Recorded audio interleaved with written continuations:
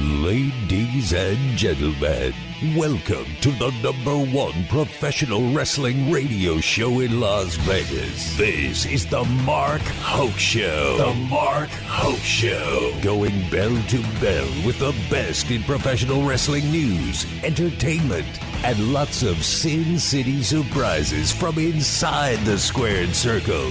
Now, let's get to all the exciting pro wrestling action and bring on the host. Here is Mark Hoke. All right, good morning, Las Vegas. Welcome to the Mark Hoke Show. We are thrilled to have you joining us. All you Hokamaniacs out there, we love ya. Thanks for being on KDAWN with us. Of course, 101.5 FM and the Odyssey app. Download it if you haven't. You get to listen to all sorts of great shows, including mine. Certainly appreciate that.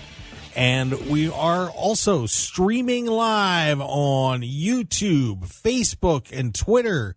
Just look, I still say Twitter. I can't get used to it. X. But just look up the Mark Hoke Show, and X is at Mark Hoke Show. And join in the fun. We are going to have a great time today talking pro wrestling, and I'm not even going to waste time. I can't do it. I got to bring in my good pal. Fortunately, nothing bad's happened to him. He's recovering from that knee surgery. He's a little stir crazy. So I had to, give him something to do while he was sitting around the house. Let's bring in the president of wrestling, of course, big man over there, PWRevolver, and does he does the best report on independent wrestling in the country. Period. End of story. Let's welcome in at Trust and Phil Stamper. Phil, what's going on, my friend? Thank you, sir. That was an awesome introduction. I appreciate it. You are welcome. How are you? I'm conscious. It's been a hell of a week. Is there a reason you shouldn't be? Oh, man, I'll tell you what. Working for those that don't know, of course, I don't just do this show. I produce 2 shows during the week. I produce the Steve Sanchez show, which is a political show, and then I also produce SportsX Radio. Sanchez on 3 to 6, and then SportsX 6 to 8. Needless to say, with some events in the world this week, it was a little busy. There was news this week? There was news this week. Just a tad. So I'm conscious, and I'm here, and I'm ready to roll. So we're going to have a great time talking pro wrestling with everybody today. But, hey, hop into that chat box on whatever social media you want. YouTube's the easiest one. We'd love to have you subscribe there because we would love to get your thoughts on everything that's going on. What an incredible time in pro wrestling right now. So come join us and let Phil and I know what you think throughout these next 2 hours because, the pay-per-views just keep on coming, Phil. Yeah. They don't stop. And we had another big one last night. One of TNA's most successful ones. I can't wait to see what the buys were on this because this was a pretty incredible card and an amazing night for them. Boy, we even had an Earl Hebner sighting. When I saw, because I heard a little scuttlebutt before they went on air that he was there, and I was like, oh no, what are they going to do? One, can Earl Hebner get it into the ring? That was my first concern. And he could. Very able to go. But then to actually see him there was very interesting because, again, you still didn't know what was going to happen per se and just loved every moment with him. Yeah, this was a pretty wild night at TNA Slammiversary. Maybe not the result that everybody was expecting in the main event, but one that I'm still satisfied with, and that's kind of where I wanted to start the show out today. We're going to be talking about that. A crazy week on Dynamite with AEW and some other news coming out of SummerSlam as we're getting ready for that in just a couple of weeks. Good Lord, it's just never stopping, Phil. It's just amazing. But Slammiversary last night, titles changing hands all over the place. We had our friend NJ Holiday on the show a few weeks ago saying, nothing ever happens until Bound for Glory. Nothing ever happens. Well, there you go. There was a lot of things that happened. Oh, I mean, man, it felt like every other segment had like a major change to the dynamic that is TNA. Yeah, this was just from start to finish, a wild night. And I'm just pulling my results page up here real quick, so please bear with me. There we go. But, unfortunately, travel plans disrupted a little bit, but it wasn't too bad. I know some other cards got devastated. Like the GCW card got just smashed because of travel issues from the cloud strike, which messed us up here, too, at the station, by the way. That was fun. But we had, Matt Hardy, and you had to wonder if the Hardys were slated to win those tag team titles last night because, good friend of the show, Chris Bay and Ace Austin ended up winning those tag titles off the system. So I'm curious. Do you think I think the Hardys were going to be the ones to get those belts last night, and they just called an audible? So the verbiage again, this is all conjecture when I say any of this, because there are people who reach out to me like, well, all these people at TNA and ... I'm like, no. Nobody has told me anything. I keep that distance.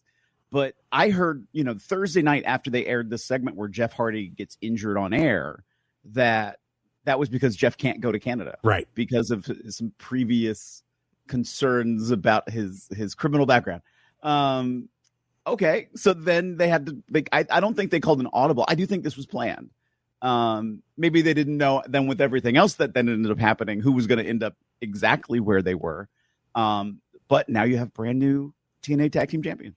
Yep, they are now 3-time champs. ABC is back all on top. I'm going to text Chris Bay and tell him he's getting a little greedy over there winning all these belts. I know he wants more, though, but a big tag team title win there. And the system got more decimated in the main event. We'll get to that in a little bit. But, I'm not sure how I feel about this because AJ Francis has been doing some incredible work over there in TNA ever since he got dropped out of WWE. Mm-hmm. And, was the digital media champion. And he also had purchased the Canadian International Heavyweight Championship, which I looked up the history on. That belt hasn't been active since the 80s. So good for him. It's just interesting idea to revive that. They had that in a taping about a month ago. But PCO knocks him off. And, I'm wondering, obviously he was in Montreal, PCO's Canadian international title, so on and so forth. But, I'm almost sad to see him lose that title. He really had a good run with it. But you know what? I feel like they are ripe for a lot of change. Into what final direction, I don't know. And that's kind of what I like about pro wrestling is sometimes you don't know what that final picture is. And wrestling doesn't really ever have a final picture. It's the next picture. And so where are they going to go from here? What happens to be next? There was a lot of talk about, could this have been Joe Hendry's night? Everybody believes in Joe Hendry. Oh, absolutely. And could it have been him? Yeah, there was talk. I remember yesterday morning I was seeing talk online about, we know it's going to be Josh Alexander. So that way they can do a Josh Alexander versus Ethan Page champion versus champion opportunity. And in my brain, I was like, I don't know if they'll go that far, but that could have been, so I think there was a lot of play in the directions they could have gone with. And I'm not opposed to Nick Nemeth being the TNA champion. But I do think Moose had his time. I think, okay, now it's time to refresh and change. And I am curious now what that does mean for Bound for Glory, because there was also no announcements about anything coming for Bound for Glory. Yeah. Yeah. Two more title changes. One you mentioned there. We'll get to breaking that down a little more in a sec. Mustafa Ali loses the X Division titles, his first loss in TNA, to Speedball Mike Bailey. So another Canadian picks up a title up there. But as we mentioned, they pull out Earl Hebner you get a referee knocked out, and Earl Hebner is brought in by Ali to try and pull a screw job on Mike Bailey. The crowd is going insane as they're getting ready to, as Ali puts him in a sharpshooter, but Hebner redeems himself in the eyes of the Montreal fans, doesn't do it, and Mike Bailey wins the X Division title. So the reign of Ali is over as well. But that was what a clever move. Somebody back there was thinking, and of course the TNA creative team just got turned over pretty heavily, but that was something else. What a decision to make a play like that. I think, yeah, just fun. And again, just the talk about it was getting so much attention that everyone was expecting it. So to just turn it in that other direction, I think is great. Yeah. And then, of course, we get the main event, that 6-man match for the elimination match for the world championship. And, everybody, I think, was thinking this is Joe Hendry's night. It's Joe Hendry's night. And it kind of was Joe Hendry's night. Kind of. Yeah. Of course, he ends up being the one to knock Moose out early in the match. So we have a new world champion coming. But then Josh Alexander just tears into him, knocks him out. And just like that, Joe Hendry is out of there midway through this match. And it ends up going down to Nick Nemeth and Frankie Kazarian. And Nick Nemeth, who, I think a lot of us was expecting to have won the title here in Las Vegas back in April, is now the TNA World Champion. And you don't get Joe Hendry, but you get a great story with Nick winning the TNA World title after just being lost in the shuffle in WWE for so long. And, we had him here in the studio, and I got to talk to him even a couple days before that. Just a great guy, and I can't be happier for him. What a redemption story for Nick Nemeth. Absolutely. I mean, I feel, it was coming for him. I felt like the championship was going to be his at some point. So to have it be realized now, I think is great. Yeah. And, it just goes to show that sometimes you got to have a little patience in pro wrestling. You can't just knee jerk react. And, look, but I want it now. Yeah. And I will admit, I was one of those people that I wanted Nick to win. And it's nothing against Moose. Moose is a great guy. I think he's a terrific in the ring, but geez, I wanted Nick to win that night over here in Las Vegas so bad. And, it didn't happen. I was so surprised. I mean, the whole, they did such a massive publicity tour around Las Vegas, and it was just a shocker to not see him win. But, they saved it, and they saved it for a huge crowd up in Montreal.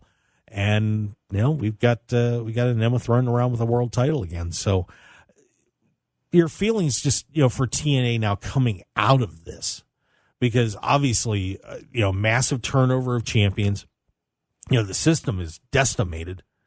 Obviously, there's only one person in the group with a championship, and that's Alicia Edwards as one half of the Knockouts champions.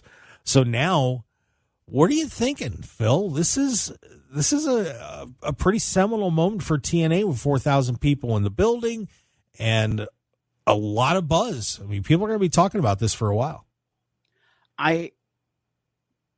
Change has been coming for TNA, and even before the departure of Scott D'Amore and other members of their administration, it felt like, okay, something's coming. And even more so than when they left, that it was like, all right, now I feel like they have to. And so as they get ready for Bound for Glory, that, like you said, everybody sort of said the big things happen at Bound for Glory. So now they've made these changes. So what is the direction they're going to take? And there were so many sort of last second changes. Okay, are they going to redirect? Are they going to change some things? Was this to get people talking? So now for Bound for Glory, it makes it more interesting because so many things appear to be in flux. It makes me excited for what is going to happen next. Plus, we haven't even touched on yet the whole TNA NXT crossover and what could be happening next. Are we going to see more from that as we get ready for Bound for Glory? So I think there's a lot of interest in what is happening next, and people are paying attention. Yeah, this is very exciting for TNA, and the industry needs this. We have two very strong companies, but having a good third one there too sure isn't going to hurt. And been kind of waiting for TNA to start to have that breakout moment again, where they got back on track, and having a night like this.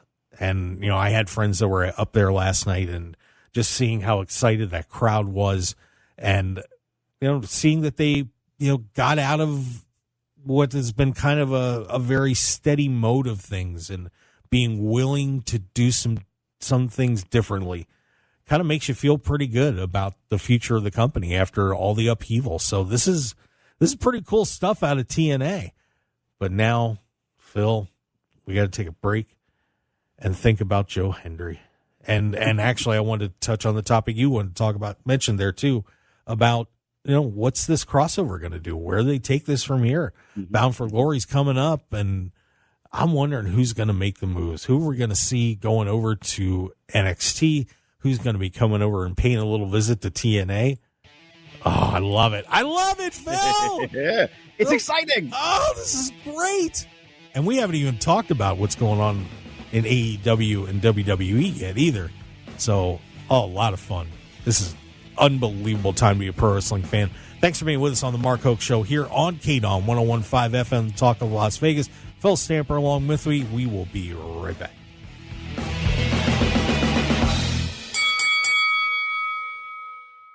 .101.5 FM KDAWN.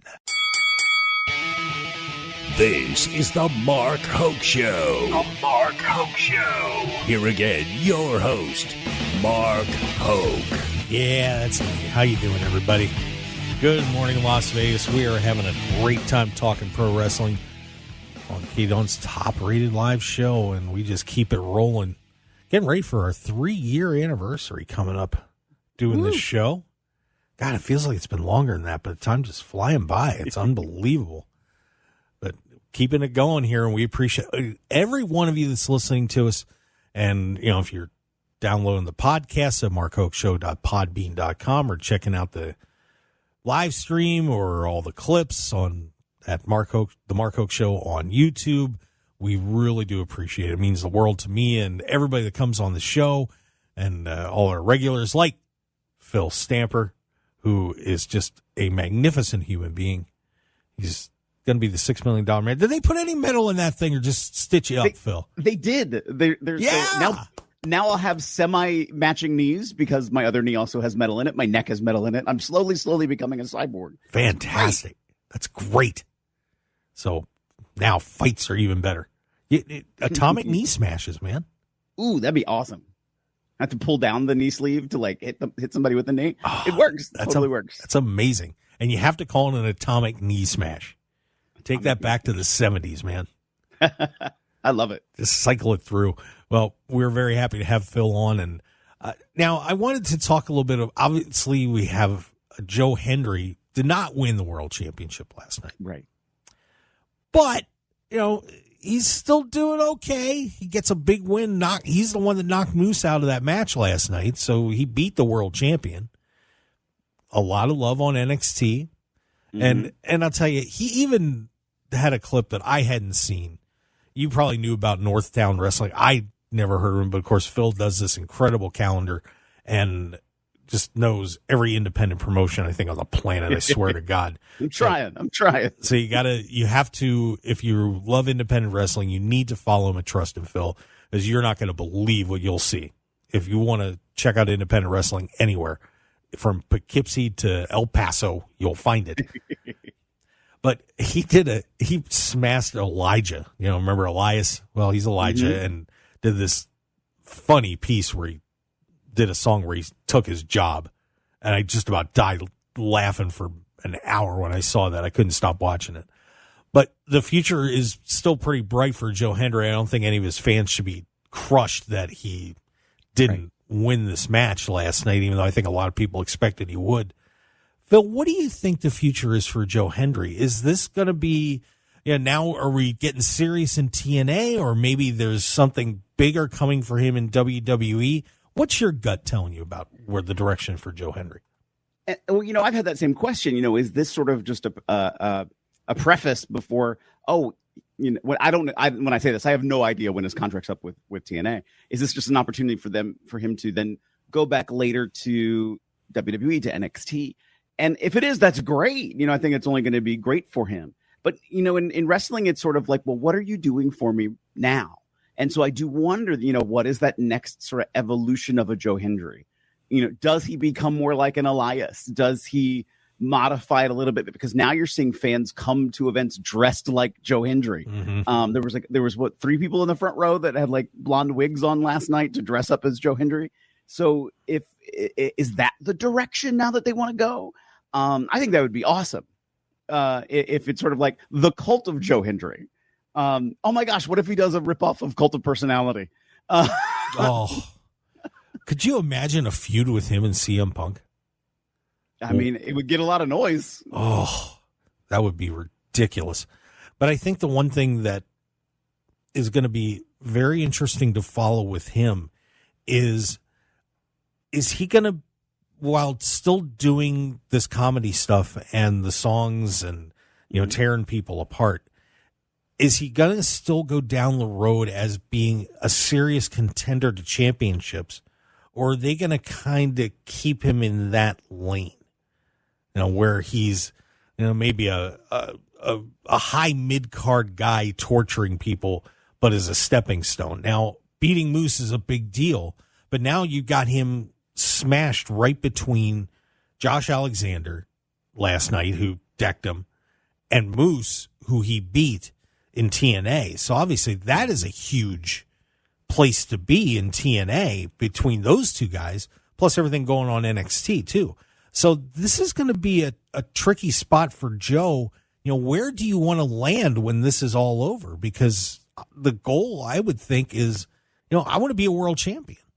Yeah. It's great that I can do funny songs and make people laugh, but is that what you really want to do in this business? You're going to get paid for it, no doubt, but is that where the end result is going to be for Joe Hendry? Well, remember, a lot of this impetus is, this is a song now that's 4 or 5 years old that then he put out there and was like, I'm gonna believe in myself and put this out there and try to get it trending, and really did this great push, and it was so successful. So does he do it again? Is he a one hit wonder? Can he then capitalize and do whatever the next thing is? There's sort of constant evolution inside of the world of professional wrestling. And so he has to find whatever that next thing is to be able to capitalize on it, or is he just going to be, he's just the song and dance man for this one time, this one moment in time, and we'll all forget about him in 6 months. Yeah. And that's sad. I don't want that. Yeah, I don't either. Where would you say he is in ring? Because everybody talks about all this other stuff around him. But if you had a scale of 1 to 10, where would you put Joe Hendry in the ring right now? Oh, that's so hard.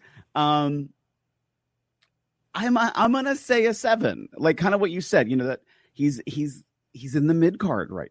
Sort of right now. The gimmick is not necessarily a main event gimmick per se. And this is just me talking. For instance, I think there's a story to be developed there where it's, I got everybody to like me and follow me, but now I'm gonna screw all the fans out of what they really want, so I get what I want, and then take it another manipulative way, perhaps. If he does succeed in becoming a champion and getting gold somewhere. Yeah, and the person that I thought of when I was kind of going through this in my head was, and I hate to, Matt Cardona. He took it, obviously had gotten fired, came back and went out on the indies and totally changed his image. And, he's still not in a major company, but he's doing great with what he's doing. But he's still at that spot. And you kind of wonder if Matt would like to be doing more deep down in his heart. Yeah. And you wonder if Joe Hendry could end up following that same route. Going to make the money, but, where do you want this to finish up? So this is going to be fascinating to see the road for Joe Hendry as we keep it going. And of course, the crossover with TNA and NXT, a lot coming with that too. And we had a little debate last week on the show with Matt Black about where is TNA actually going to completely benefit from this, or is WWE just going to raid their talent? Do you think that this is, look, I saw the little grin on your face, by the way. That was funny. Do you think that this is overall going to be beneficial for WWE or for TNA to be working with WWE, or you think maybe this could be kind of a ploy to steal some people away? Maybe a little of column A and a little of column B. I mean, I do feel this. I think there's nothing but a successful opportunity that TNA could take with this. that the fact that they're having NXT talent appear on their shows, that's going to bring over more of that audience into watching TNA. The biggest thing that TNA has against them is where they're placed in their television market. They don't have a big audience on Access TV. So I feel bad for that. But this is nothing but positive for TNA. For NXT, well, look who they got. The first go round. Here's Joe Hendry, who has already been in that system. Second go round, they bring in Zachary Wentz and Trey Miguel. Zach's already been in that system. So they're bringing in people too that they also have familiarity with. So could it turn around and perhaps, oh, hey, we want to extend you a contract to come over to NXT to WWE? Why not? And I think if that happens, I think it's great. I think it's great for everybody, to be very honest. I hope it ends up being great for everybody. Yeah, it's getting interesting when you're seeing more and more the world of pro wrestling is tightening up. Mm-hmm. And there's so many crossovers going on. And, we saw one of the Japanese stars at WWE last night, and they're starting to reach out more and more that way. And, Julie is coming in, and AEW obviously just will promote anything with anybody. And we've got so much joint promotions and things going on like that. It's fascinating to see how much it used to be. You were here, you were here, you were here, you were here, you were here. And no, you're in your little house and we don't look at the neighbors. And now all the neighbors are starting to have barbecues and block parties. It's amazing. It's amazing to watch. And I think everybody's benefiting from it. And I apologize because first I said, it started with Joe Hendry. It didn't start with Joe Hendry. It started with Jordan Grace. Yeah, that's right. Sorry about that. And I think she would be perfect in the NXT WWE model, if that's the direction they go, and if that's the direction she wants to go. I think that could be great. Let's see. Time's going to tell. Like we just said earlier, we don't know the final story. We don't know what the next version of the story is going to evolve into. Let it breathe for a moment, and let's see what happens next. I cannot wait. I can't wait for the first really big name to pop up on TNA. Mm-hmm. I would love to see a Drew McIntyre make a return, or an AJ Styles. I was actually talking to somebody about this last night, just out at a random conversation, that AJ Styles showing up in TNA again would be it would blow everybody's minds. They would go crazy if AJ wrestled a match for them, and maybe at Bound for Glory, that would be a lot of fun.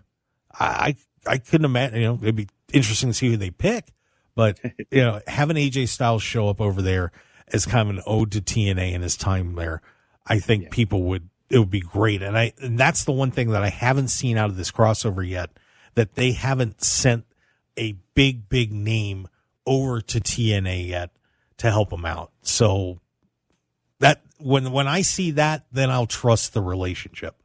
Otherwise, I'm still kind of like, when's the shoe going to drop? So, well, from the WWE perspective, they've done two kind of good things for them. And this is just from a business perspective. I'm not talking about better for the world of professional wrestling. Just what's been good for them is, so when AEW comes, they position, I hate to say it, their student show. They put the developmental brand, the NXT, up against AEW. So when you start thinking about AEW and its competition, you're not thinking AEW in the main roster of WWE. You're thinking AEW and NXT. So now they're doing this crossover with NXT and Impact. They're not crossing over the main WWE roster that you're seeing on Raw and SmackDown that have the much higher ratings. You're seeing NXT and Impact crossover. Or excuse me, NXT and TNA. So I feel, from the business side of WWE, they're keeping, quote, their guys. Where NXT, there's some room to grow on either side. And like you sort of said, if there was an opportunity to bring other people in from TNA and expand and offer them later a WWE contract, well, now you've already developed the fact that they're competent wrestlers and you've showcased them already on NXT. Yeah, very interesting point there, Phil. You're brilliant. I have moments. Phil Stamper, what a guy. I'll tell you. Just gets the job done everywhere he goes. Even though I want to run against you sometime. I think it would be kind of fun. Yeah, well, was that a pun, sir? Was that because I have a crutch on the wall behind me? Run, sir? I did not think of that pun, but now that you said it, sure, I'll take it. Now, actually, I'll be your vice president, Phil. There you go. I'll be your vice president until you stab me in the back. It's all good. All right, guys. Hey, let's take a break. And when we come back, let's get into that 1 hour marathon on Dynamite and everything that happened there. What a night that was, too. Amazing match. Will Ospreay and MJF getting it on. And we had some new trios champs this week. And a certain former WWE champion at the RNC. Wow. Stick around, everybody. We'll be right back on the Mark Hoke Show.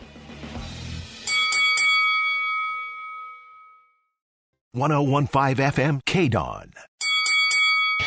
You're listening to the #1 professional wrestling radio show in Vegas, The Mark Hoke Show. The Mark Hoke Show. Now, here again is Mark Hoke. All right, let's talk some more pro wrestling. Back in the ring, myself, Mark Hoke, and my tag team partner for the day, Phil Stamper, at Trust and Phil on X. Follow him or you're a moron. I appreciate that. Yeah. Just telling everybody the truth, man. You are the president of wrestling. You know, it's very important.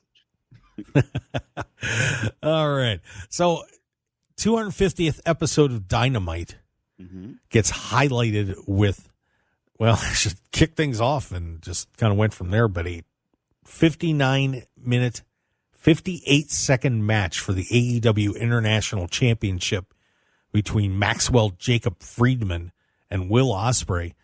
And just when you thought this thing might be headed to a draw, Max pulls out his Dynamite Diamond ring, smacks Will in the face after he won't do the Tiger Driver, and we have a new AEW International Champion. Unbelievable match. Kind of a shocking finish, though, Phil. Were you surprised that MJF won the international title on Wednesday night? I'm very mixed on it, to be very honest, because I think Will Ospreay was a great champion. This is not the last thing you're ever going to see of Will Ospreay. But, you know, I kind of knew MJF was rising back up to something now that he's returned. So I'm not overly shocked that he got it either. What makes me feel bad is that I feel like AEW is legitimately trying to turn a corner. And we've been very critical when we've talked before on the show about AEW, their presentation, how they're doing, how they're reaching out to fans or not. And I feel like legitimately they are trying to turn around this corner. They had a great match. And how many people saw it? And that's the struggle that I'm having more of, is they've lost so much of that drive and energy for how they promote themselves. They need to do something else to kind of kick themselves a little bit more.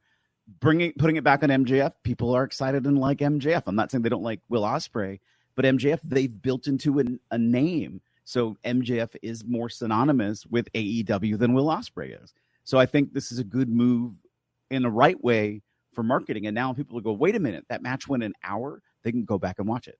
And so I think, if anything, it might help put towards next week and see how they do in the ratings then. Yeah, and they did draw a pretty good number. They had their best viewership for about 3 months now. The viewership went up to just about 800,000, had a 0.27 in the key demo. So, you know, got a nice jump out of it. MJF doesn't hurt. And, you know, this was, a really nice run for them. So we'll see what they do with it. I'm curious to see where both of these guys go from here now. MJF, kind of more synonymous with the World Championship, but, looking forward to probably him and Daniel Garcia. But still, you wonder, do you want to keep this feud going and somehow work Daniel Garcia into it? Is Ospreay going to find his way back to the World Championship picture for All In? Pretty fascinating situation of where the booking's going to go for these two guys. Yeah. I mean, I feel like you have to have Will Ospreay for All In. So I don't think, again, he's not going anywhere. But I'm really curious as to what they're going to do next. Yeah, and I do agree that AEW is turning a corner, and now with the roster just about back to health. And boy, it's just a shame that Adam Copeland's hurt going into All In. Because really that would have been kind of the last key in the puzzle, to the puzzle here on the men's side. We're still missing Jamie Hayter on the women's side, but that would have been great to have him for All In. But a nice win for MJF, and a fun ending there too. I kind of pulling out the oxygen tank, going back to that, and the whole deal. That guy is just unbelievable to watch. And now we got the Blood and Guts match. And, of course, we had Okada taking on Swerve Strickland for the World Championship, ends in the DQ. And now we have those two teams set up for the Blood and Guts match, which, for those that don't know, that is a double steel cage match that will be taking place, a 5-on-5 battle. And these teams are loaded. I mean, this could be just an absolute war with the Elite and Hangman Adam Page. And I'm sorry, I don't have my rosters handy. Oh, that's terrible that I am totally blanking on. I had my article right here, too, that had my list. There we go. So it is the Team AEW is the Acclaimed. We've got Mark Briscoe, Darby Allin, and Swerve Strickland. And then on the other side, it's Okada, the Bucks, Hangman Adam Page, and who am I missing? I'm missing somebody. That's terrible. Okada and Jack Perry. Yep. So should be a lot of fun with this one coming up, and they lead right into this big show next week. So I would expect the ratings should be pretty good for this one too. I hope so. I really hope they are driving more attention back to their product. And I get it. I get where they're at. They're struggling right now. Again, I hope they turn it around. It killed me when I would see some of the photos that people would take when it's against the more empty side of the arena. Because I'm like, this is a great match. Focus on the side that has the crowd. Yeah. And so I'm hopeful that this is the beginning of a great turnaround. Yeah, and I've seen that too. I mean, obviously, I've been to a bunch of AEW shows here in Las Vegas, and it was a little disheartening when you would see the hard cam side being emptied out. And it's frustrating because people are missing some great shows. But I feel good about where they're at right now. I feel like headed into All In so far. There's only 2 matches officially on the card, but you see where a lot of it's going. But this Mariah May thing with Tony Storm has got everybody talking. People are excited about that. Bryan Danielson's going to be in the main event against Swerve, and the possibilities right now are just endless. So this is looking pretty good. I feel like AEW has gotten back in a good position, and just keep everybody healthy. And you guys out there, stop trying to do too crazy stuff right now. Save it for a pay-per-view and think about what you're doing before you do it. And let's keep this roster clean. You have Darby Allin in this match. There's going to be insanity. Like you just know that something weird, wild, and wacky is going to happen. Oh God, what's he going to do now? I remember I interviewed him a little while back when they were here for Collision and over Super Bowl weekend, and he explained his routine about how he recovers from all this. And it's just unreal how he takes care of his body. And then he just says, yeah, I'm good. I'm fine. There's nothing wrong with me. I'm great. I'm like, you're nuts. You're nuts. But I remember, when you had WWE versus ECW versus WCW, but I'm not talking about when they all came together under the WWE umbrella, when they were all separate entities. There was a lot more injuries because guys were like, I want to show that this is where I want to be. I want to showcase what I can do and what I can bring. So it gives me that next opportunity. And then once WWE sort of became the owner of everything, there was a message that was put out like, guys, calm down. You don't need to kill yourselves because we're losing out. We're losing you on the roster. You're injured. You're hurting yourself and your own prospects. Like, calm down a little bit. Well, now I feel like you're seeing this other ramp up because now there's all these other opportunities, even to be able to not watch a WWE pay-per-view on Saturday night because there's such an awareness of independent wrestling that, we're losing some audience because of other streaming opportunities. IWTV, which is one of the one of the largest wrestling streaming platforms out there, has more watchable minutes per month, or not, excuse me, more watched minutes per month than WWE content on Peacock. So it's interesting that just happens and that fans have found their way over to independent wrestling. I'm not saying that they're foregoing WWE or AEW or TNA, but the fact that there is just so much offering that's out there that people can dive into content-wise is just great. So there is a little bit of a need to like, let me wave my hand a little bit and go like, how can I bring a little bit more attention to our product? Do you find out on the independent circuit that performers are trying to do too much out there to get noticed? I would say to a degree. I think in general terms, and this is not everybody, this is not every event, but I feel in independent wrestling, you see more of an athletic contest. I feel like you see more guys who are willing to try more stuff.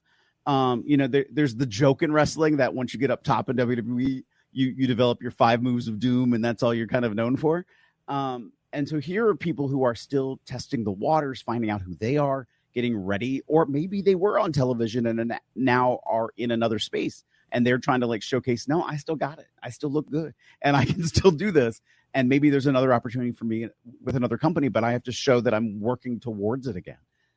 So I do feel like there is a more genuine effort in some cases. There are other cases that, don't get me wrong, there are some independent promotions out there that I wouldn't wish my worst enemy to watch. And that's why they only have 5 people in the crowd. But then there's others that come to a Revolver event and see 1,000 people in the crowd. Come to an MCW event and see 800 to 1,000 people in the crowd. Like, we will give you something because we have guys who are willing to showcase themselves and put themselves on the line in order to hopefully get more attention so they are more known and get more attention to themselves and are used by these larger companies. Yeah, I mean, it's been a huge story over the last few years that people have been able to get back out on that independent circuit, and they have found their way back. A guy like Raj Desi, of course, was Jinder Mahal, who made an appearance at GCW last night. That's another guy who I still don't understand why he's not with a major company, but he's repackaged himself. He's back out there, and I think he's going to do great. I really do. I think he'll draw on the indie circuit and maybe get somebody's attention. I'm still surprised he hasn't gone anywhere yet, but I believe he's going to be wrestling with Satnam Singh for the AAA tag team titles coming up too. How about that for a fun team? That'll be entertaining to watch. That'll be very fun. Yeah. So, the opportunities are out there for everybody. And even when you get knocked down, there's a chance to get back up. So, that's part of what the indies are all about too. So Phil Stamper out there keeping an eye on it. I'm trying to watch I try to see everything that's out there and try to watch as much as I can. I feel bad when I miss a company on a week on the calendar. And then, cause I'll hear about it too. Oh, you didn't include me. What's wrong with you? Why didn't you put me in there? Jeez. I won't say who. I will say, cause there's a couple few people out there. There was somebody who was an executive. Oh, we'll talk later. We're going to commercial. Don't give Phil crap, everybody. Come on. He's doing a really thankless job for that. All right. Hey, stick around. We've got a whole lot more coming up for hour number 2 of the Mark Hoke Show as we get ready for SummerSlam. 2 weeks away, the biggest party of the summer, and it is shaping up to be a wild one. We don't even have half that card yet, and it's still looking insane. But are Cody Rhodes and Damian Priest getting left in the dust a little bit? I don't know.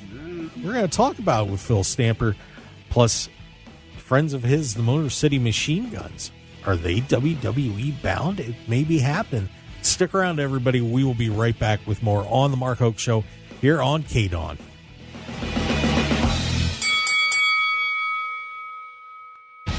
Want more of The Mark Hoke Show? Follow us on Twitter at Mark Hoke Show, like us on Facebook at The Mark Hoke Show, and visit markhokeshow.com to keep up with everything happening with the show. And remember to check out all of our archive shows on YouTube at The Mark Hoke Show and download our podcasts at markhokeshow.podbean.com and all your favorite podcast outlets. So join The Mark Hoke Show family today, and thanks for listening.